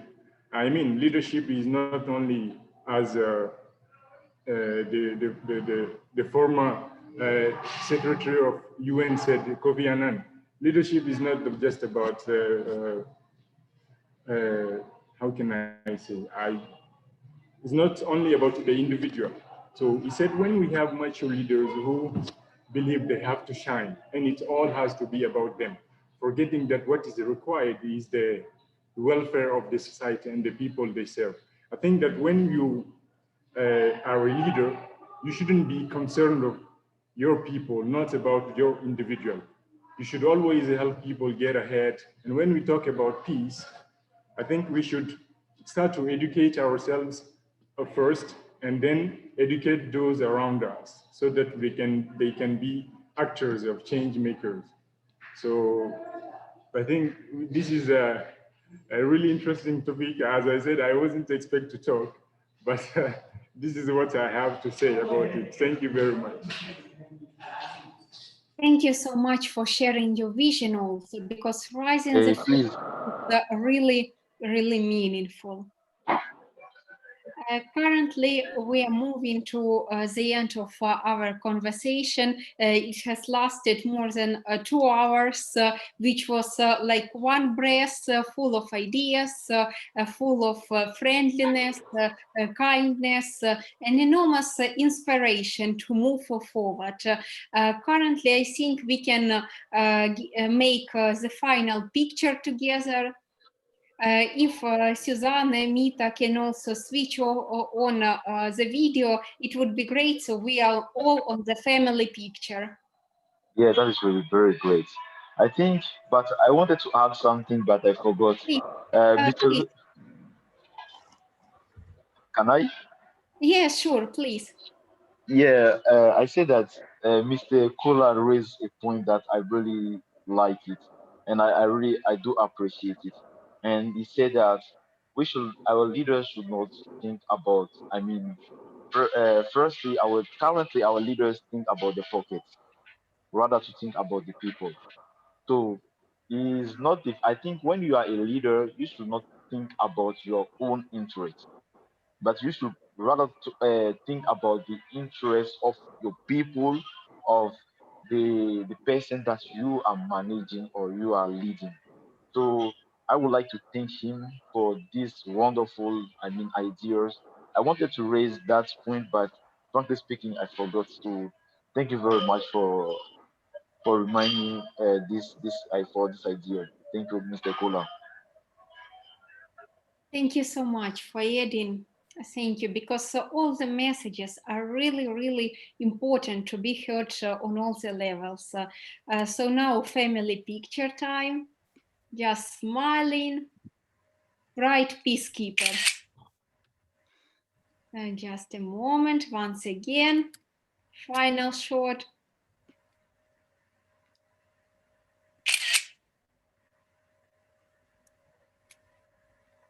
And once again, like third time. Oh, for better. I Thank hope you. that Please. I hope that I'm gonna be hands-on on that picture. Thank you for your vision, for everything. Thank you, David, and Youth Development Organization for inviting us here today, for being an enormous partner also to my organization, 100 Words for Peace. It's really meaningful. I give you the floor for your final remarks, and thank you, everyone. Only together we can achieve really stable peace, and it's not an utopia or an abstract, it's reality. Just let us build and shape this future together. I think can I say something just before we? Yes. All right. I just wanted to add that if we can continue with those kind of meetings sometimes, once in a while, so that we can keep in touch. We are in the different areas. I myself, I'm currently in Mopti, which is the center of Mali. And in Mopti, we really need peace because there is a fight, an ethnical fights among people. So we really need to have those kind of education so that we can educate ourselves and to educate those people around us so that we can really make an impact. And if we can still keep attached so that we can continue to communicate over some different social media, I think it will be a really good idea. This is what I have to say. Thank you. Avis and Mr. Kola, have raised again one of my points that I said. We have tribe conflict. As I said, in Mufti, currently in Mali, there is, I mean, a conflict between some tribes. So that is, I think that I raised that point too. And my final, I mean, word is, I would like to thank everybody, and I really appreciate this. I mean, this meeting. I think, as Mr. Kola said, we should organize this kind of meeting once per month or something like this, or twice per month, something like this, I think. But I think we should always we can be on touch, I mean, once in a month, something like this.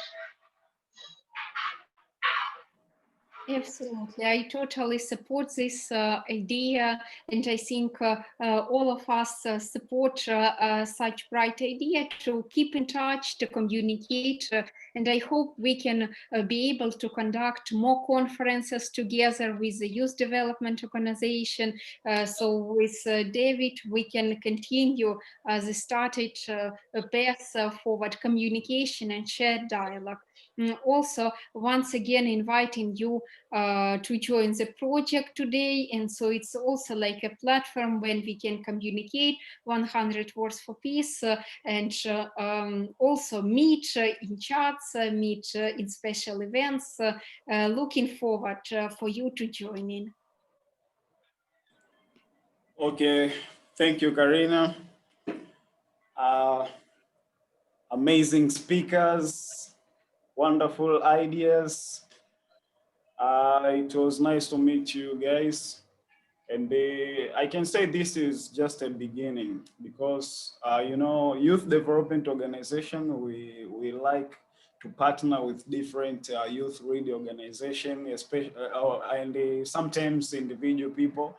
We can work together to make sure that we are achieving sustainable development goals. We are very closely to Future Team Tanzania founded by Susan William. We did a lot of projects. We did the Kikapo project, as you see in our social medias, and we actually will have some of the events in the coming weeks. And for the recommendation from Mr. Kola Dao, we can try to make the WhatsApp group for our platform. So to make sure that we can share different ideas and we can try, we can see if there is any opportunity for you guys to join us. We can just join in together and we can have different ideas. I believe you have different ideas in changing our communities. So if that's it, okay, we can create a WhatsApp group. I have some number of all of you, and we can discuss together. We can design some of project, because for YDO, we are looking forward to open our branch in Bangladesh, because we have a project regarding gender equality and the shaping rights of women. Because in Bangladesh, you can see there are a lot of problems regarding gender equality and the women rights in Bangladesh. So I met with some guy from Bangladesh, and he's looking forward to open our branch there. So we will share different ideas with them. We can design a lot of projects, and I'm pretty sure that this can succeed. We can achieve our goals. So Miss Karina and we will create a WhatsApp group, and we can share different ideas for the future projects, and we can have several events. What we need is to sustain our communities. We not only peace, but we can try to see what kind of challenge that are faced by certain societies, so we can try to find out action that can help them. That's all. Thank you, Rod, for joining us. Back to you, moderate. Okay, thank you, guys. Thank you so much So for everything. Thank you. Thank See you. you all. Okay, Thank okay. you. Before, Thank you, everyone. oh, Keep in Thank touch. you, okay, guys. thank you. Thank you. Please, Thank one you. last thing, one Yes, last thing. please. Okay, before we end, I would like to inform you the Kofi Annan International Peacekeeping Training Center offers training in the area of conflict prevention, conflict analysis and mediation, human rights, and GDR.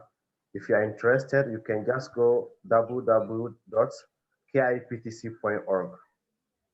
And some of the courses are fully sponsored, and some of the courses are half sponsored.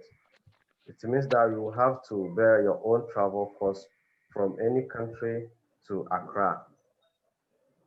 Okay, thank you. I'm currently writing on farmer header conflict in Central Mali. Once the final version is out, I would like to share it with you guys. Thank you.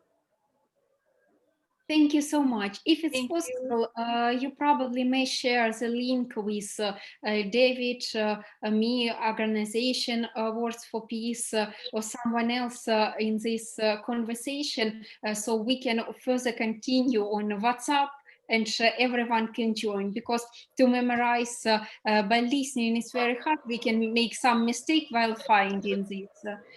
Thank you so much.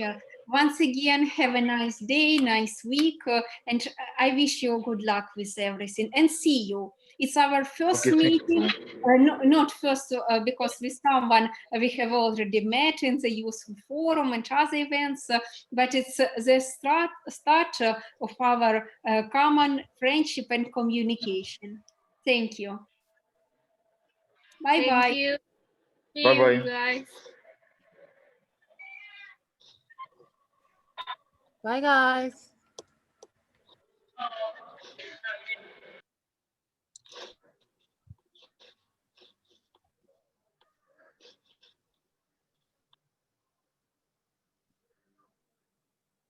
Thank you so much, Amado, also for your contribution. David, it was wonderful, amazing speakers. The atmosphere felt like we wanted to talk more and more, and no one wanted to enter out. And it's really a sign that we create this atmosphere. It's really important that everyone contributed. Yeah, so what do you think, Karina? I think we can create a WhatsApp group, right? Sure. But for you, actually, you like Messenger, you know? Most of the time you're offering but WhatsApp. WhatsApp will be okay. For this, I will start using WhatsApp more. Oh, okay. So maybe what kind of the title of this initiation that we are going to create? Maybe we can probably Youth for Peace, something like that. Oh, youth. Because we are looking forward also to go beyond, not only for peace, maybe different projects like relating maybe with the zero hunger, because we have projects for sustainable development goal number 2 for zero hunger. Maybe we can say youth for change. It will be. Oh, very nice. Yeah, youth for change. They are all common. They are too common. Yeah. They are too common. Youth for change, youth for peace. Let's try and get something different, something attractive, because youth for change, youth for peace, they're too common. Oh, people are using them all over. So I don't want people to be confused. Yeah, because confusing. Because this is not this is just a temporal because it's just an initiation. We need to incorporate different ideas and the different initiations so as to make sure that we can try to find out actions that can help our community to have sustainable development. So maybe we can, because we are all from different organizations. Okay, youth for sustainable development. Okay, it's okay, because we all coming from different organizations. I'm from YDO. Yes. She's from 100 Words for Peace. others from future teams. So maybe you can say Youth for Sustainable Development. Then everyone is from a certain organization. They can come up with the different ideas. We can share everything. Yeah, that should be amazing.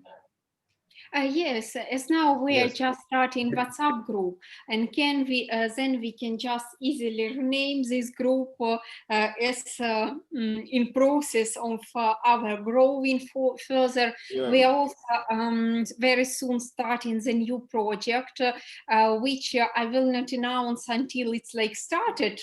Just in Ukraine there is a proverb: don't tell about something that is going to start. Just the first day it starts. I will announce. It will also focus on SDGs, so probably we can continue also cooperation in this format through this organization. So we will be in touch, and I really appreciate what you are doing, David, and also your experience. Your organization is amazing. All of us today, also Amadou, you were like very inspiring, very powerful, and it's a very good sign for change. It's a very good sign. Okay, Karina, no worries. We will try to make sure that everything is going right. Yeah. Thank you for your contribution. It was a nice Thank event. you, and feel free to ask me for materials. Okay, feel free for materials about human security, conflict analysis, or peace building. Feel free to ask me for materials. Okay. Okay. No worries. Okay. Thank you so much. Let us also keep in touch on Facebook.